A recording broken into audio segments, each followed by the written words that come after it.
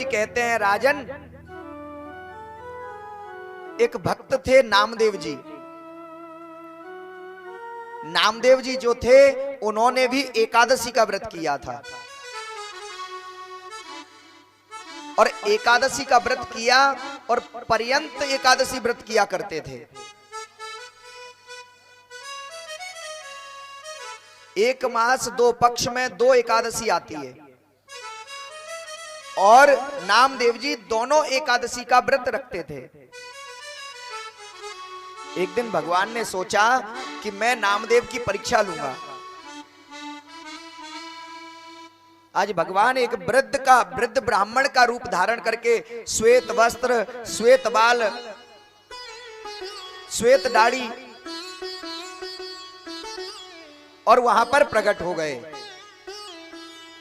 और नामदेव जी के यहां पहुंचे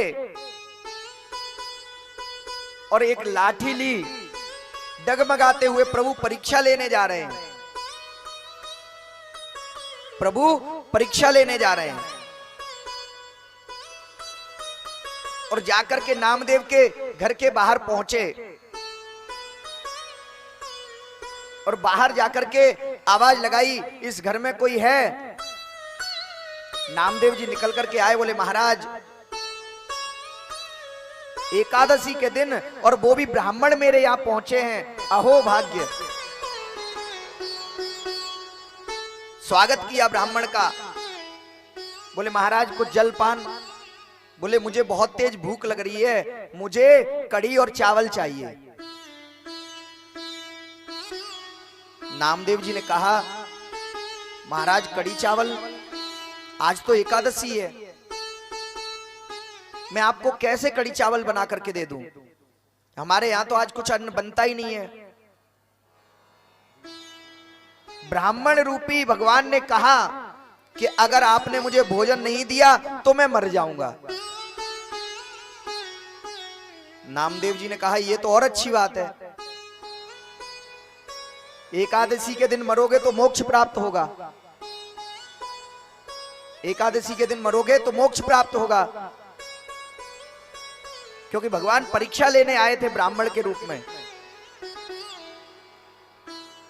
नामदेव जी ने कहा महाराज आज अन्न नहीं बनता हमारे यहाँ, आप कहो तो फलाहार फल दे दूं आपको। बोले नहीं, मुझे कढ़ी और चावल चाहिए, मुझे कढ़ी और चावल ही चाहिए। बोले महाराज कढ़ी चावल तो नहीं दे पाऊंगा। भगवान ने कहा एक ब्राह्मण तुम्हारे दर पर स्वयं मांगने आया है और तुम उसे मना कर रहे हो,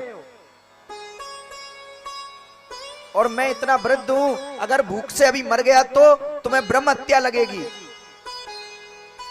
नामदेव जी ने कहा मैं अपना व्रत नहीं तोड़ूंगा, जो नियम है कि मेरे यहाँ एकादशी के दिन भोजन नहीं बनता है, मैं भोजन बना करके आपको नहीं दे पाऊंगा। आप कहो तो दूध ला करके दे दूं, दूध तो सर्वोत्तम है। बोले वैद्य ने मना किया है, दूध नहीं पी सकता मैं। बोले महाराज दही भी हमारे यहाँ, दही ला करके दूं? बोले नहीं, वैद्य ने मना किया, मेरा गला खराब है, मैं दही भी नहीं खाऊंगा। नामदेव जी ने कहा तो फिर मर जाओ आप, जब दूध खाओगे नहीं, दही खाओगे नहीं और मेरे यहां आज मैं अन्न बनाऊंगा नहीं। भगवान ने नाटक किया और नाटक करते हुए जैसे ही डंडा छोड़ा और नामदेव जी के घर में ही लेट गए, प्राणांत कर लिया। थे स्वयं भगवान, परीक्षा ले रहे थे। मोहल्ले वालों में पता लगा और दौड़ करके नामदेव जी के घर पहुंचे। सारा वृतांत समझाया। आज नामदेव जी से सारे जो आसपास के लोग थे बोले आज तुम्हें ब्रह्म हत्या का श्राप लग गया है, आज तुम्हें ब्रह्म हत्या लग चुकी है। नामदेव जी ने कहा मैं प्रभु की भक्ति और एकादशी का व्रत नियम पूर्वक करता हूं, अगर मुझे ब्रह्म हत्या भी लगती है तो लग जाने दो, लेकिन मैं अपने यहां कोई भी अन्न ग्रहण करता नहीं हूं, ना अन्न आज के दिन बनाऊंगा।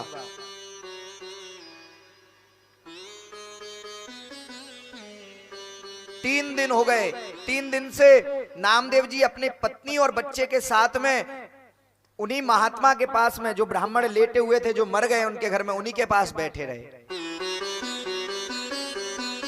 सारे आस पड़ोसी उन्हें धिक्कारने लगे कि तूने आज एकादशी के कारण ब्रह्म हत्या मोल ले ली। लेकिन नामदेव जी अपनी एकादशी पर अटल रहे, अपनी भक्ति पर अटल रहे।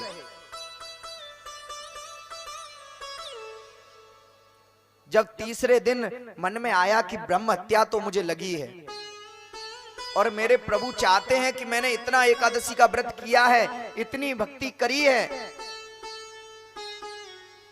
और मेरे प्रभु चाहते हैं कि मुझे ब्रह्म हत्या लगे, तो मुझे ब्रह्म हत्या स्वीकार है। बोले अब क्या किया जाए।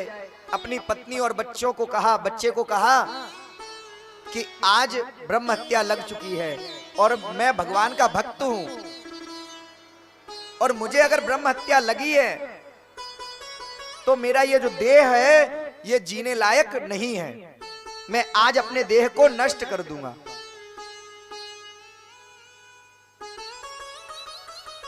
इतनी परीक्षा भगवान ने ली।